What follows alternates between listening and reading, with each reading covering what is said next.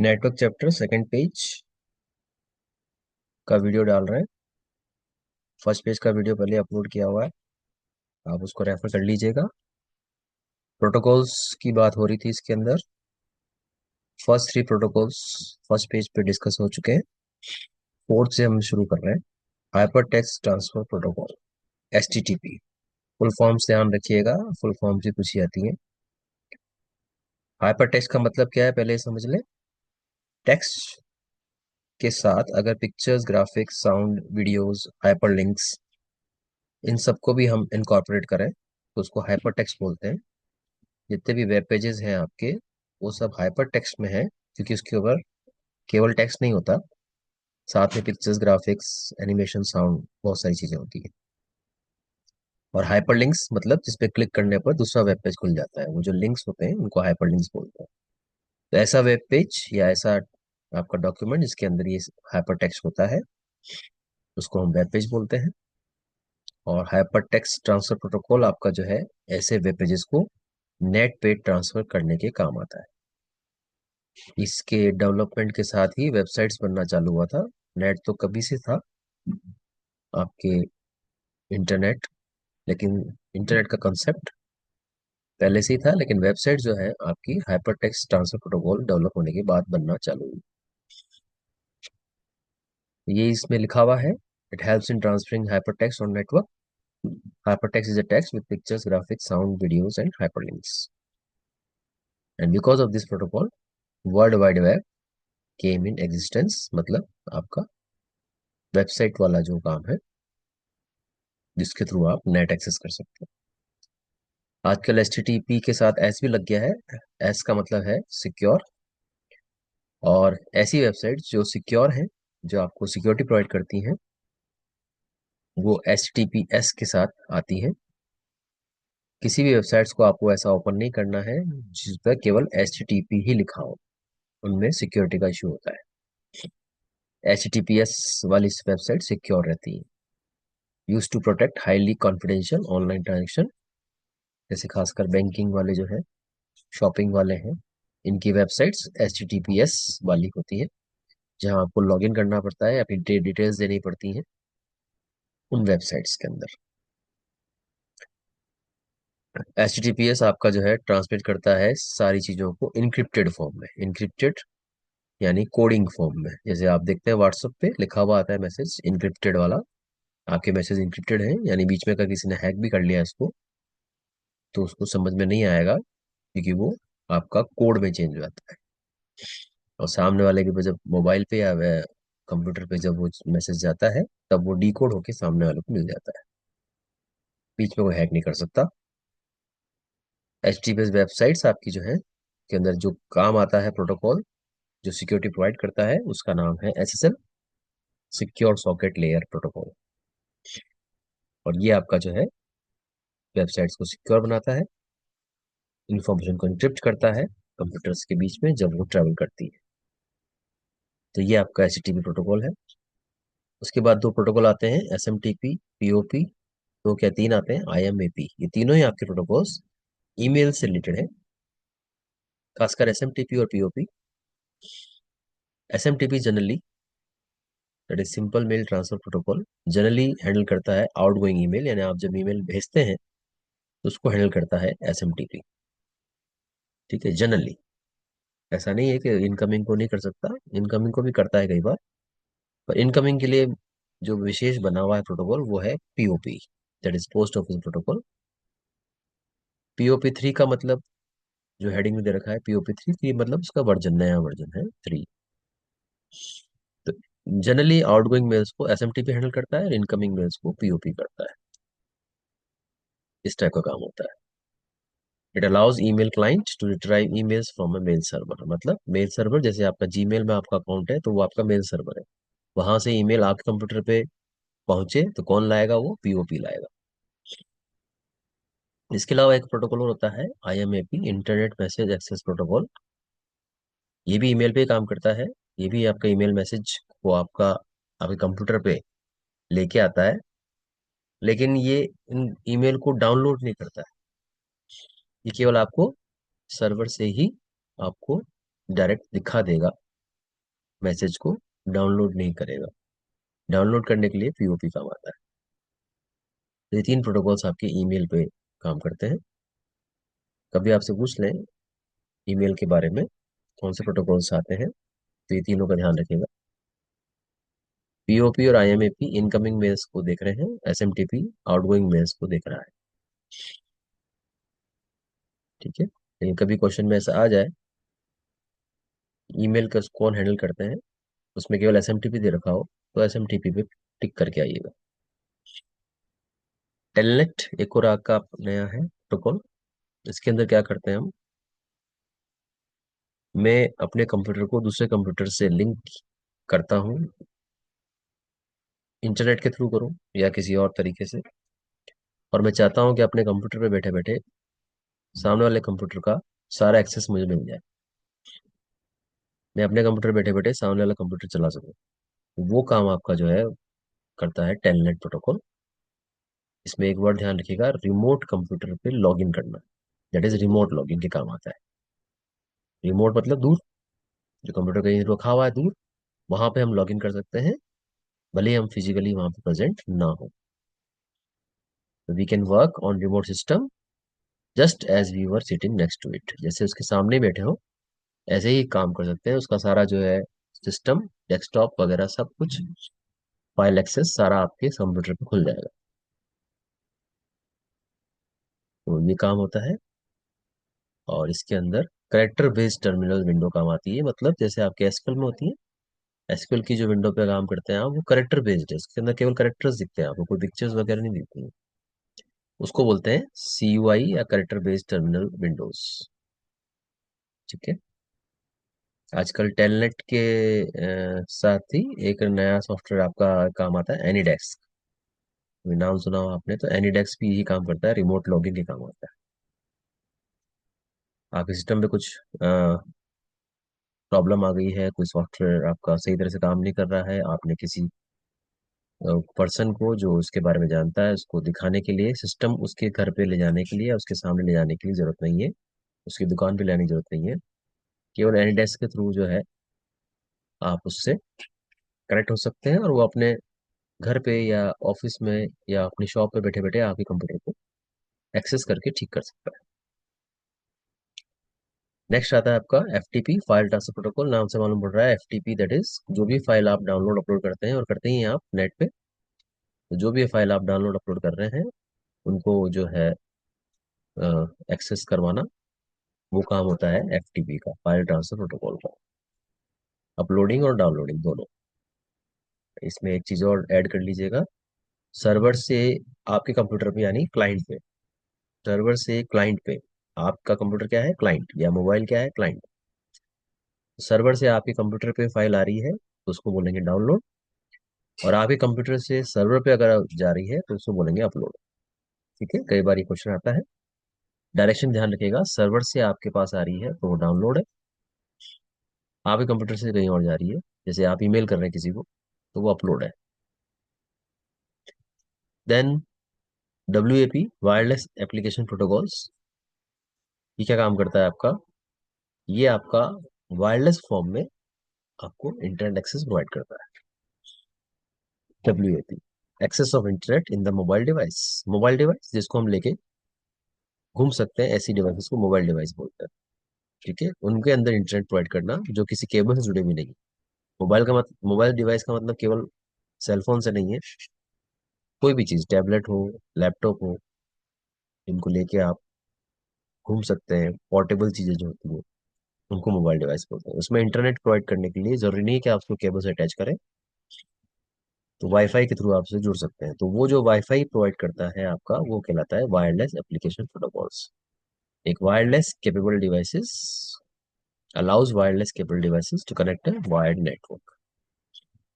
किसी भी आपके ऐसे नेटवर्क से जुड़ सकता है जो आपका खुद वायर्ड है, लेकिन वो आपको वायरलेस फॉर्म में जोड़ देगा, आपका इंटरनेट आपको मिल जाएगा।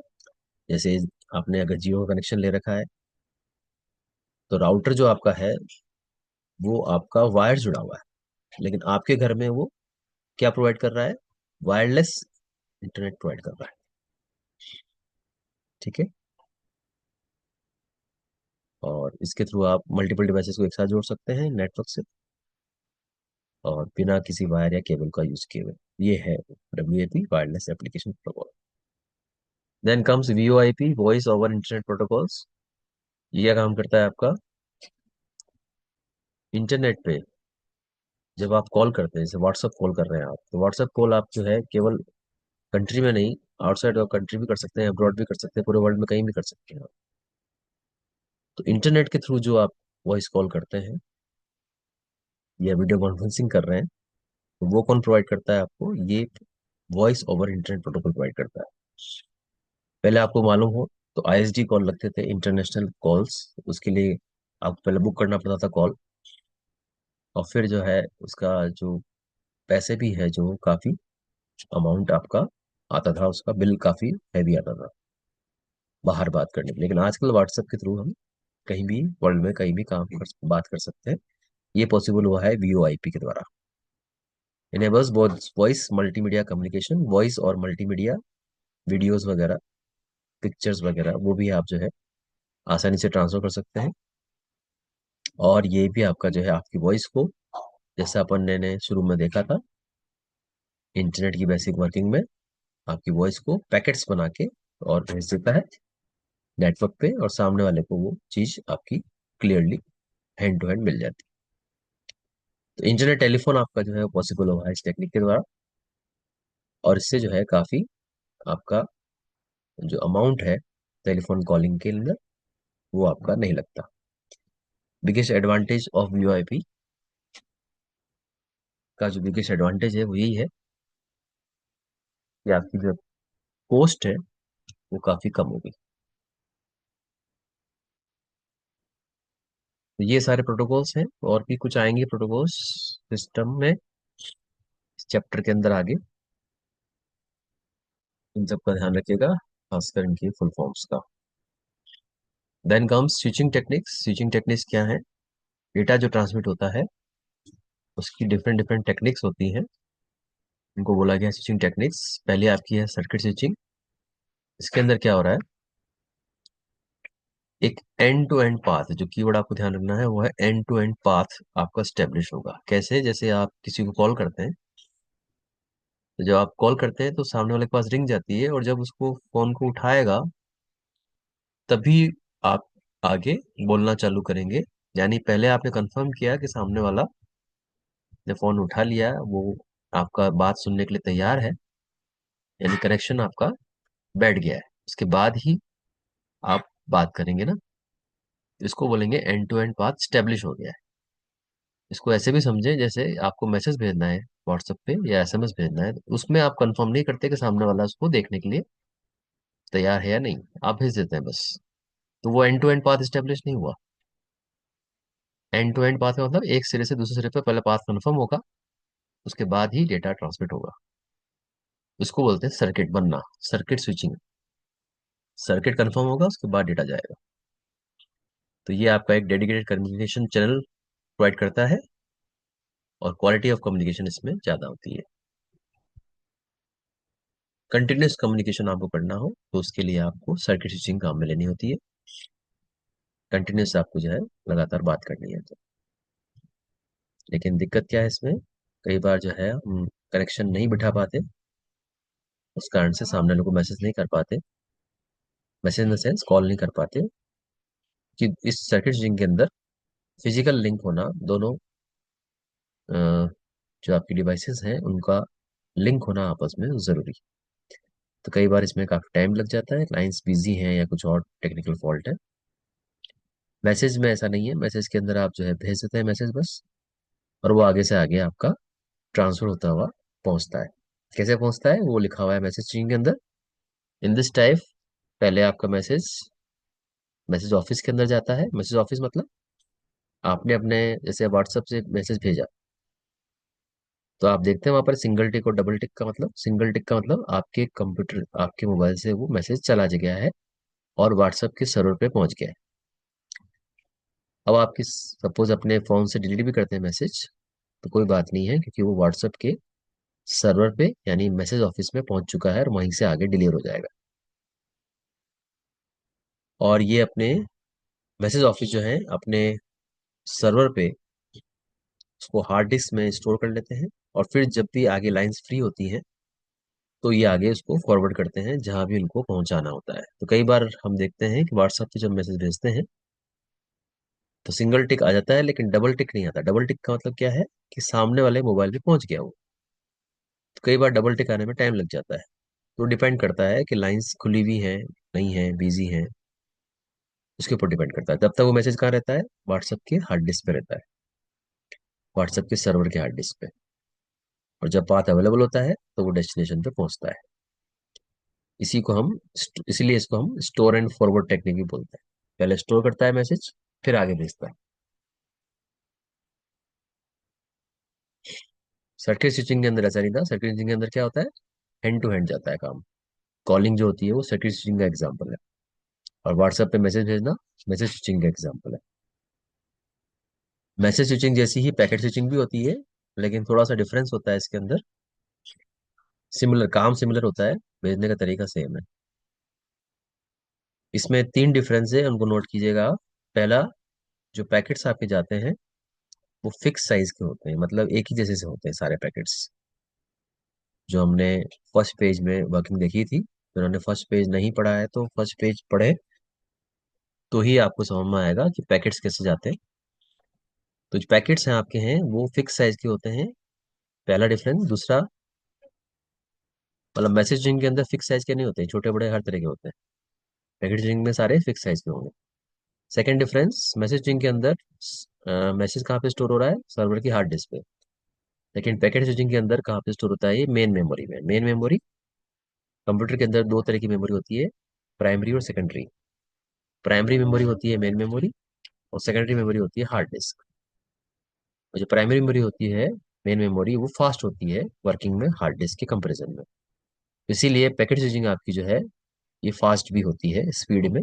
इसमें पैकेट्स जल्दी आपके डिलीवर होते हैं। तो तीन डिफरेंस हो गए। पहले फिक्स साइज पैकेट्स होते हैं पैकेट स्विचिंग के अंदर, ये हार्ड डिस्क पे नहीं मेन मेमोरी में स्टोर होते हैं, कंप्यूटर के मेन मेमोरी में स्टोर होते हैं, और ये स्पीड में फास्ट होते हैं। तो तीन तरह की आपकी स्विचिंग टेक्निक्स है, सर्किट, मैसेज एंड पैकेट। फिर आते हैं कम्युनिकेशन चैनल्स, जिसके थ्रू आपका डेटा ट्रांसमिट होगा। उस मीडिया को बोलते हैं ट्रांसमिशन मीडिया या कम्युनिकेशन चैनल्स। ध्यान रखिएगा दोनों वर्ड। और इनको दो अलग अलग पार्ट्स में डिवाइड किया हुआ है। पहला, गाइडेड मीडिया या बाउंडेड मीडिया, फर्स्ट पॉइंट है। और सेकंड पॉइंट आपका आएगा आगे जाके अगले पेज पे, अनगाइडेड मीडिया या अनबाउंडेड मीडिया। गाइडेड मीडिया के अंदर आती है केबल्स या वायर्स। जब आप कंप्यूटर्स को केबल्स या वायर्स जोड़ते हैं तो वो गाइडेड मीडिया कहलाएगा। डेटा आपका जो है, जब आप केबल्स जोड़ेंगे तो फॉलो करता है एक स्पेसिफिक पाथ। ऑब्वियसली जहां जहां केबल जाएगा, केबल के अंदर डेटा उसी केबल के साथ ही आपका वहीं वहीं डिलीवर होगा। अनगाइडेड मीडिया यानी वेव्स की बात होती है। वेव्स जब जाती हैं, जैसे वाईफाई वाला काम है, वेव्स की कोई एक सिंगल डायरेक्शन नहीं है, वेव्स तो चारों तरफ फैल जाती है, उनका कोई एक स्पेसिफिक पाथ नहीं होता है। तो ये ध्यान रखिएगा डिफरेंस में। वापस पढ़ रहा हूँ ये लाइन, डेटा फॉलो करता है स्पेसिफिक पाथ को। कहाँ पर? गाइडेड मीडिया में। और कौन सा स्पेसिफिक पाथ? जो भी केबल या वायर डायरेक्ट कर रहे हैं, यानी केबल और वायर जहाँ जा रहे हैं वहीं पर डेटा जाएगा, उससे अलग नहीं जा सकता।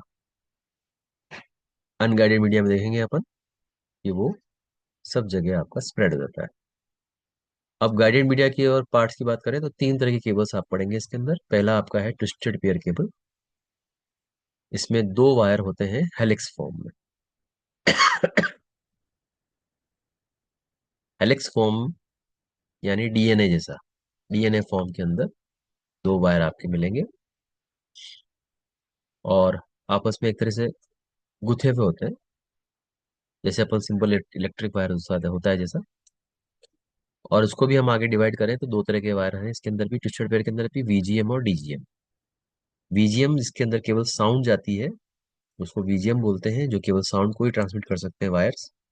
और डीजीएम जो हर तरह का डेटा आपका ट्रांसमिट कर सकते हैं, sound, text, graphics, videos etcetera, तो उसको हम डीजीएम बोलते हैं। इनका डायग्राम मैंने बनाया था। क्लास में डायग्राम को रेफर कर लीजिएगा या नेट पे इसका डायग्राम देख लीजिएगा। डायग्राम बना के आना है आपको जब ट्विस्टेड पेयर केबल के बारे में आपसे पूछा जाता है। एडवांटेज और डिसएडवांटेज क्या है, हर एक जो मीडिया है उसकी एडवांटेज डिसएडवांटेज याद करके जानी है आपको। एक की याद कर लेंगे तो आपस में कंपैरिजन करने में अपने आप ही आपके सारे पॉइंट्स याद हो जाएंगे। एक मीडिया की आप अच्छे से याद कर लें तो आप कंपैरिजन करके दूसरे मीडिया की भी आसानी से लिख पाएंगे एडवांटेज डिसएडवांटेज। ट्विस्टेड पेयर सबसे सिंपल वायर है और ये काफी इजी होते हैं इंस्टॉल करने के लिए और मेंटेन करने के लिए। ये बहुत इजीली आपके काम करते हैं, बहुत लो वेट होते हैं और बहुत इनएक्सपेंसिव भी हैं, कॉस्टली नहीं होते ज्यादा। डिसएडवांटेज क्या है लेकिन इनका, इनके अंदर हमें रिपीटर्स चाहिए। रिपीटर्स क्या होते हैं, डायग्राम वाले क्वेश्चन में देखा था हमने कि जो सिग्नल्स जाते हैं आपके नेट पे वो कुछ दूरी पे जाके वीक पड़ जाते हैं, उनको फिर स्ट्रेंथ देके आगे भेजना पड़ता है, यानी एम्पलीफाई करना पड़ता है उन सिग्नल्स को। उन एम्पलीफायर्स को ही बोलते हैं हम रिपीटर्स। तो ट्विस्टेड पेयर में बहुत जल्दी जल्दी वीक पड़ते हैं सिग्नल्स, इसलिए इनको बहुत ज्यादा रिपीटर्स चाहिए होते हैं डेटा ट्रांसमिट करने के लिए।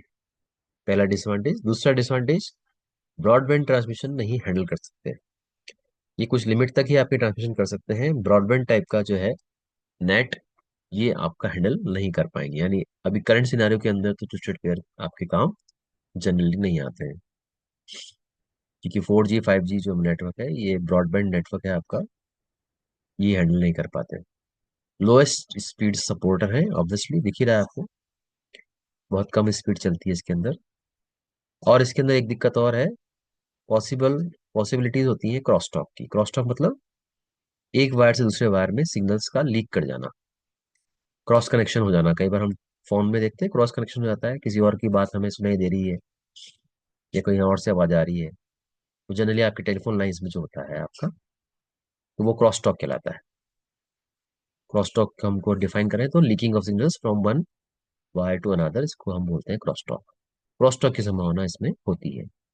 ये कुछ एडवांटेज डिसएडवांटेज आपको याद करने हैं ट्विस्टेड पेयर केबल्स के साथ। तो ये आपका पहला गाइडेड मीडिया है। तो पेज नंबर 2 आपका जो है यहाँ पर कंप्लीट हो जाता है। पेज नंबर 3 उसका अलग वीडियो बनाएंगे। टोटल पेज 6 है। फर्स्ट का मैं पहले अपलोड कर चुका हूँ, सेकंड वाला अभी अपलोड करता हूँ। चलिए।